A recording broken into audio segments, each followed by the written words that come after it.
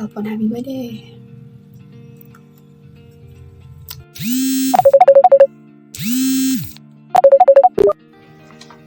Halo? Halo, Marisa? Halo? Halo? Halo, mabar yuk. Bosan nih gue di rumah. Mager hari kamu. Kenapa? Takut ya besok di Senin lagi. Ya, salah satunya sih itu, tapi kamu tahu kan, besok hari Senin. Kamu lagi sama matematika. Kamu tahu kan, gue gak sama matematika. Lagi tuh, ya ampun. Dengar matematika itu udah ngeri banget. Bayangin rumus-rumusnya kayak gitu. Gue tuh, gak suka banget matematika. Apalagi biasa materinya tentang fungsi linear dan aplikasinya dalam dunia ekonomi bisnis kan. Ya ampun, dengar materinya aja udah enak duluan gitu. Yaelah, say, jadi bawa pusing apa sih? Ingat ya sih, pas pertama kali kita bertemu sama Bu Widya, jangan jadiin mata kuliah matematika ekonomi itu jadi hantu.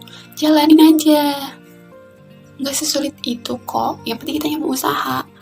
Gue punya solusi nih buat lu nih. Nih gue punya satu video, keren banget. Dia bisa ngasih kita pelajaran tentang pelajaran buat besok. Mending lu tonton tuh videonya, biar besok kagak gupek lagi kalau misalnya ditanya. Hah? Seriusan? Wow. Mau dong ya. Gue pengen belajar lewat coding kalau. Iya. Yaudahlah, ntar gue kirim. Yaudah ntar lu tonton ya.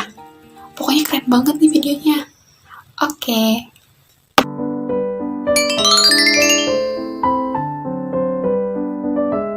Bismillahirrahmanirrahim. Assalamualaikum warahmatullahi wabarakatuh.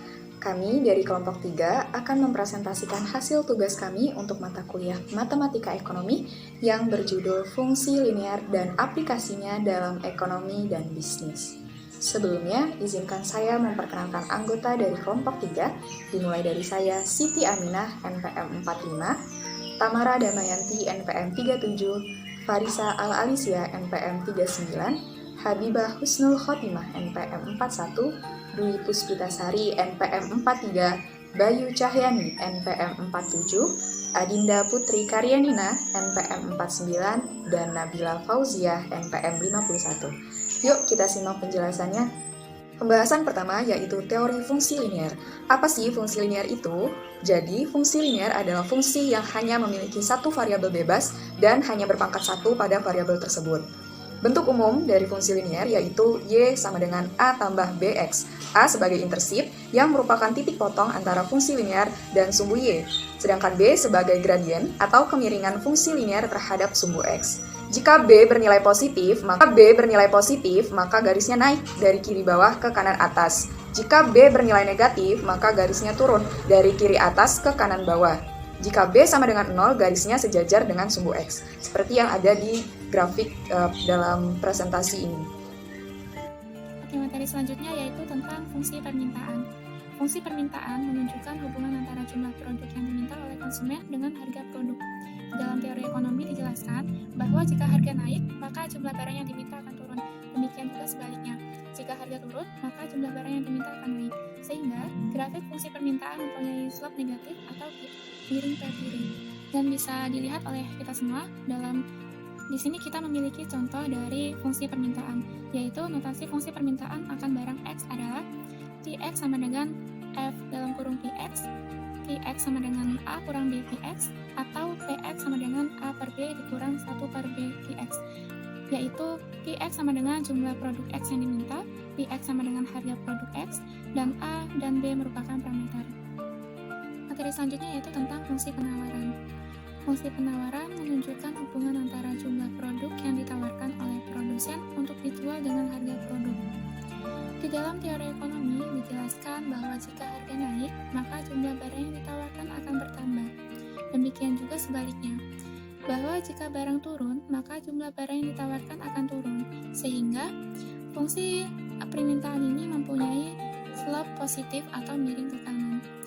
Notasi fungsi permintaan akan barang X adalah Qx sama dengan F dalam kurung Px, Px sama dengan min A ditambah Px. Keseimbangan pasar. Pasar suatu macam barang dikatakan berada dalam keseimbangan equilibrium apabila jumlah barang yang diminta di pasar tersebut sama dengan jumlah barang yang ditawarkan secara matematik dan grafik ditujukan oleh kesamaan QDX sama dengan QX, PD sama dengan PS, yaitu perpotongan kurva permintaan dengan kurva penawaran.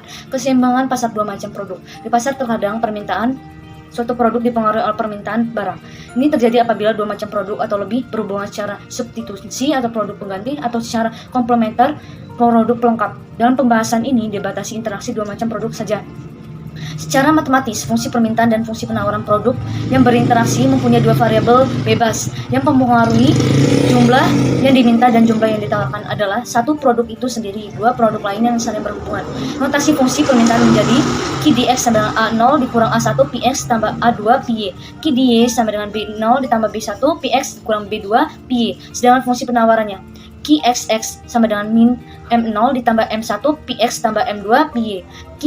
XY sama dengan min N0 ditambah N1 PX tambah N2 PY, di mana QDX sama dengan jumlah yang diminta dari produk X, QDY sama dengan jumlah yang diminta dari produk Y, QXX sama dengan jumlah yang ditawarkan dari produk X, QXY sama dengan jumlah yang ditawarkan dari produk Y, PX sama dengan harga produk X, PY sama dengan harga produk Y.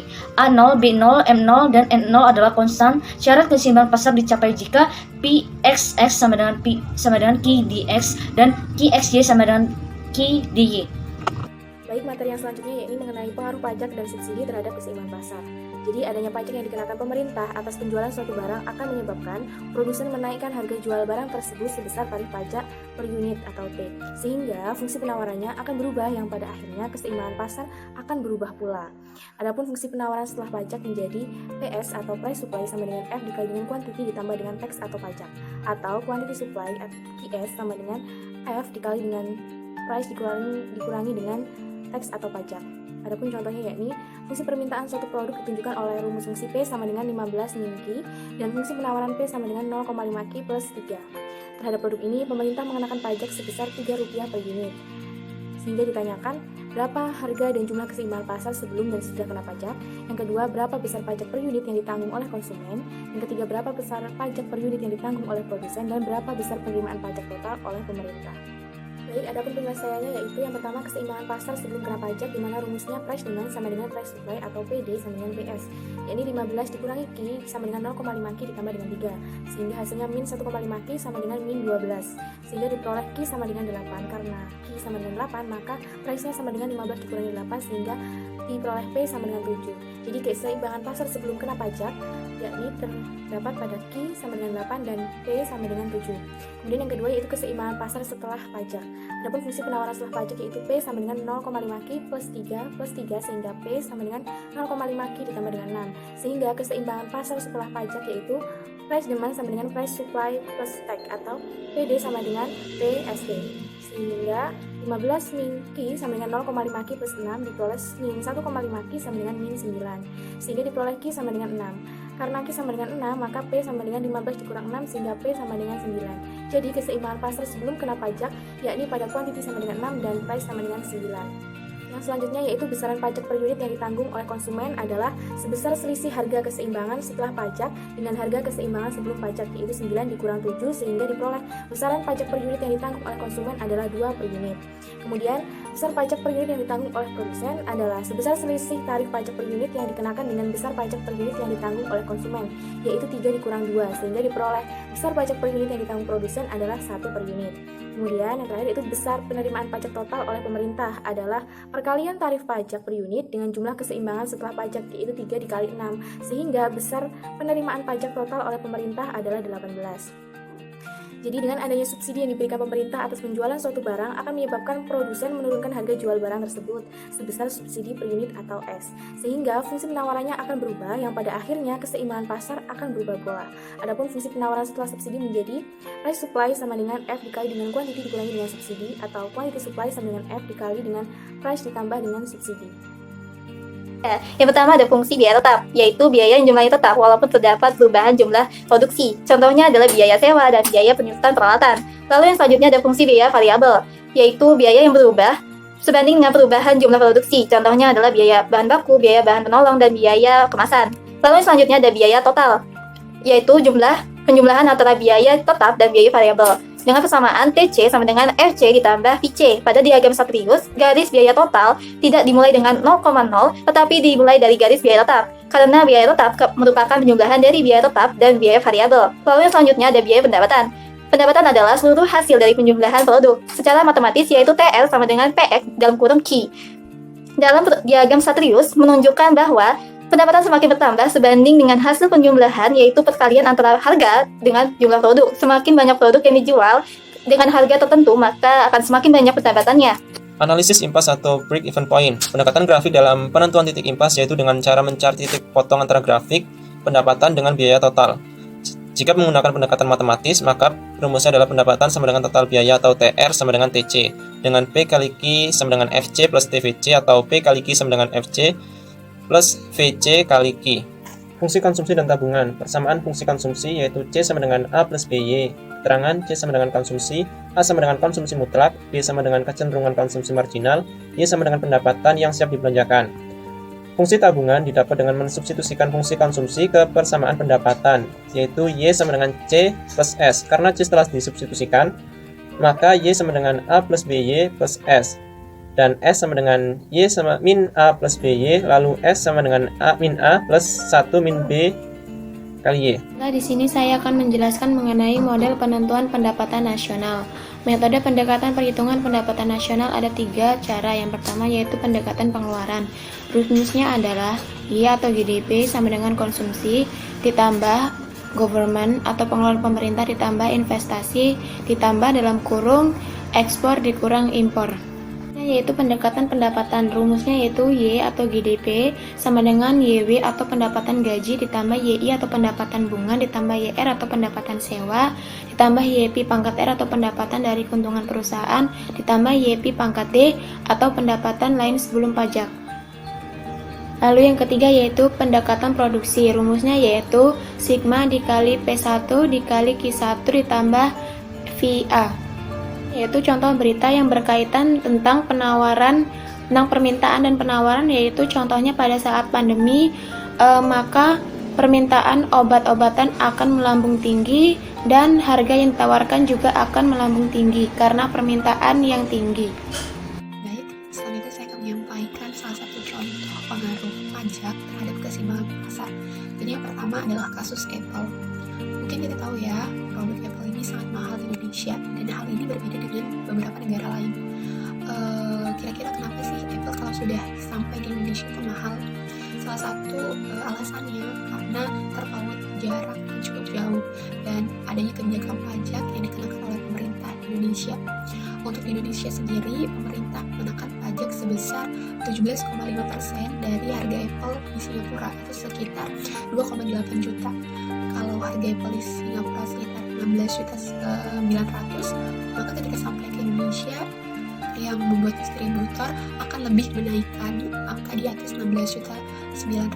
Sama dengan halnya ketika kemarin iPhone 11 Pro keluar, kalau di Amerika itu sekitar 14 juta, namun ketika masuk ke Indonesia menyentuh angka 18 juta. Artinya pajak sangat mempengaruhi harga suatu barang.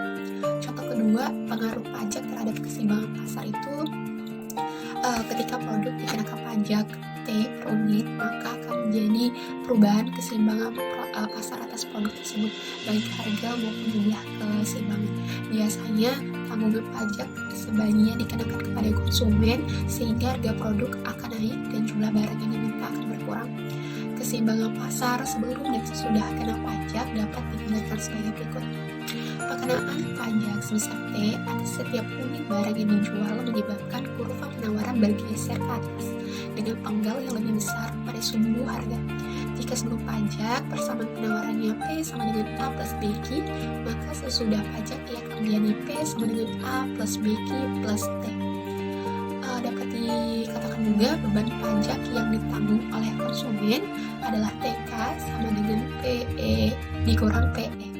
Beban pajak yang ditanggung oleh produsen TP sama dengan T dikurang TK, dan jumlah pajak yang diterima oleh pemerintah T sama dengan T dikali KE. Oke, itu beberapa contoh terkait dengan pengaruh pajak terhadap keseimbangan pasar. Setelah ini saya akan memberikan contoh soal yang mungkin bisa menjadi bahan untuk kita berdiskusi.